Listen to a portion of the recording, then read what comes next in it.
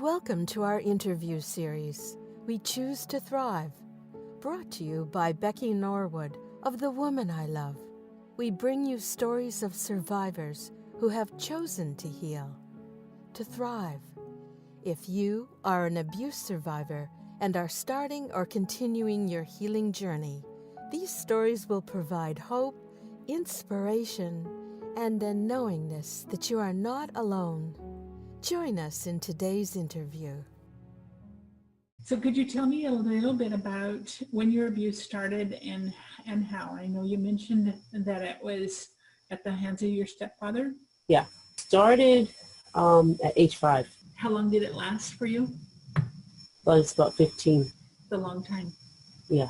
And bottom line, what would you say that it did to you as far as your self-esteem? It made me nervous around other men. That was number one. Any man at all. I mean, it could be my uncle, it could be my cousin. It devalued me with them. I think I became more of I thought it was normal. I became flirty around them, if that sounds right. Like I wanted them to like me, and if they didn't, I really tried my hardest to make them like me. And then there were times when I just didn't like them. I just didn't like men at all. Like when I started getting 12, I didn't like men at all. My best friends were, my aunt and things like that. My teachers, I delved into school a lot.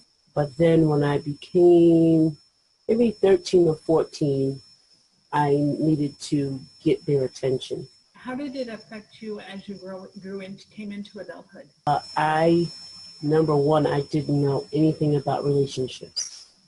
It damaged what I was supposed to know of any relationships, and it made me limit them. So it made me begin a list before I even got the friends. So if I was looking for a friend, I started the list already. I don't want this, I want that. And the minute that I saw something that resembled that, I wasn't friends. So I limited myself in friendships and relationships with other people. And the other thing is, I became a professional liar, not intentionally, but because that, I guess it was ingrained in me that to always keep it.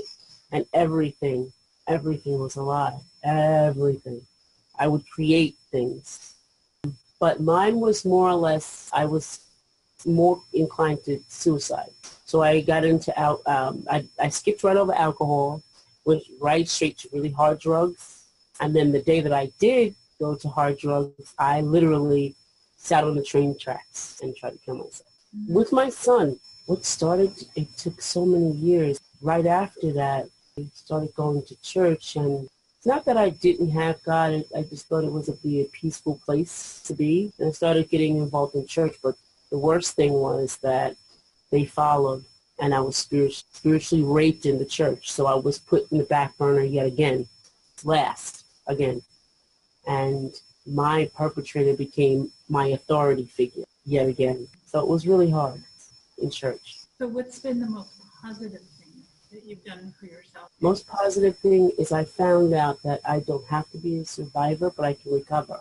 Learning about forgiveness really, because I thought I knew it on both sides of forgiveness against the act itself, but forgiving myself and saying that even though I felt that way, because I would say to myself, I felt ashamed for feeling like I liked it when I didn't.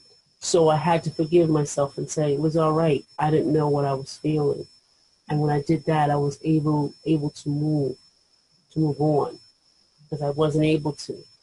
So it was, I think, learning the new side the side of forgiveness that I didn't even realize was affecting me.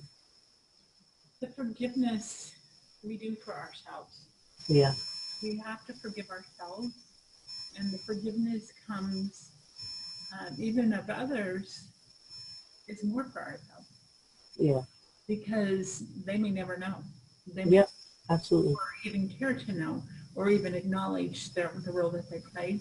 But I knew that part, but what part I did that was stopping me in my progression to heal and to relate to others and to in my business and my finance part, on everything. I never forgave myself for certain things. Like, I'll give you an example for financially. He would give me money as a reward, and I hated it. I hated it. So when he handed it to me, I would wash it, and I would iron it, and then put it on the bed and never use it. So just that act alone brought me to this time in my life now where finances was bothering me because I can't hold money. I can't hold money, so I had to figure out where that came from. You know, why am I like this? Why don't I like to feel money? And I had to realize that and forgive myself and say it was all right. Money was not the reason why that I'm like this, you know, that I can't feel money. It's not the money itself. It's the perpetrator paying me, and it was okay, you know. So I had to go through a lot of those, you know, the sifting and the taking off the bad parts, I guess. Of Like peeling an onion. Yeah, that's what I call it. That's exactly what I call it. I had written my book 3 years before I released it. God had to take me through a journey within myself to know myself. I completely forgot that I wrote it. It was, I mean, literally it was gone. I went online one day in cloud, so it reminded me that I had some documents there. So I went on and I was flicking through them. I was like, what is this? Wrote this? And it was just totally shocking. And I'm looking at it and I'm going, so of course, again, the onion, I'm peeling the onion, I'm crying, I'm going through the emotional thing with it, and all I heard God say was, it's time.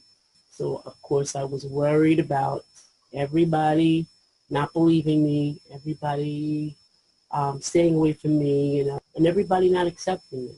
But I did it.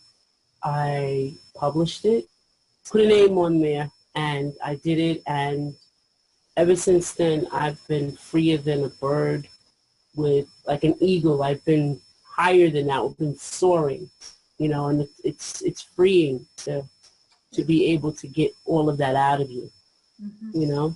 So it's freeing. You know, I did it for like 15 years, real estate for 15 years. I raised my children. I have 3 of them. My youngest is 27, and I said, you know, I had been coaching all along, like in the religious sector, because I was an assistant pastor, so over the youth.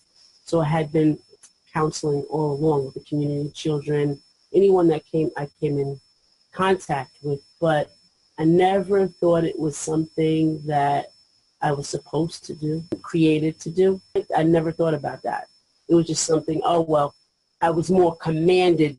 And not until I did full circle and came back and, you know, finding the book, publishing the book, speaking for a couple of agencies, did I really look back and say, you know what, this is easy, and this is something that I know that I can relate and I can help other people with. Three clients now on a regular basis. It's something that I know that I want to do. I'd like to do it as a group, but does it really happen in a group? I don't know, you know. What words of wisdom could you offer to those that are they've experienced it, they're broken, they're hurting? Could you give that would help another person say, I can do this. I can heal. I can not just heal, but thrive. I would tell them everyone is not the same, and that the way you heal is the way you heal. You're not alone, that's number one. But from myself, I would kind of compare myself to other people in, you know, whatever, the group. And I'm saying, why am I not getting it like they are? But you will get it, because realization is key. It's okay to feel what you feel when you feel it. It's okay. Because you have to go through the emotion, you have to go through all of that, and it's okay to feel that way. Because I found when I was going through everything, everybody was like, it's going to be okay. No, don't worry about it, you know, like, get over it. And I'm like, no, it's okay for me to feel this way. I have a right to feel this way. I have a right to be mad or, you know, angry, cry, as long as I need to, so that I can make it, because those are things I have to go through. But I was the one that kind of stopped it from going to the other sisters. So it's the sacrifice. Many times that we are. Like all of my childhood, whenever, when you're growing up, so at 5, 6, when you're supposed to be gaining all the, the fun times in your life, creativity, gone. At 10, you're supposed to be gaining, learning how to make relationships out in the new world, gone. I didn't have that. I couldn't do that. Mm-hmm. Not with that horrible secret laying there, I couldn't do that. 15, I'm supposed to be gaining some kind of confidence to get out into the world. Can't do that. It's all gone. So all the important things that gets me ready or gets someone ready to move on in life are all gone or stripped away. There is light at the end of the tunnel. There is joy that's had on the other side. Yes, there is. It's not permanent. It's not a permanent injury. It's something we will never forget. And it's something that will always go with us, but it doesn't have to control our world. No. What resources can you recommend? Miracle of the train didn't come for a whole day. And my suicide attempt, I went on the bus the next day and I was still crying. I was crying with total 3 days. And I got on the bus to go take my son somewhere to see a character. And I was crying and a lady gave me this card and it was a psychiatrist. And I went to see her and I think that was a turning point for me because I had a safe place to be. I had someone safe that I could share everything with. And I was able to do that. And that kind of started my healing. I didn't know that I had to continue because there was so much damage. She was not the one that I stayed with her for a little while. Then I went to someone else. But at stages in your life, you have to go and address them to be safe, Even though we were saying the same things, for me, I went through a couple of people to find only two that I really loved of my lifetime. You have the right to, I would say, seeking a psychiatrist or someone who specializes in that. This story was brought to you by The Woman I Love at www.thewomaniLove.com. If you are starting down the path to healing, no matter what stage, our united message is that you are not alone. We do not want to live with a victim mentality. We choose to thrive, and as such, we are joining hands to spread the message that you too can heal and thrive.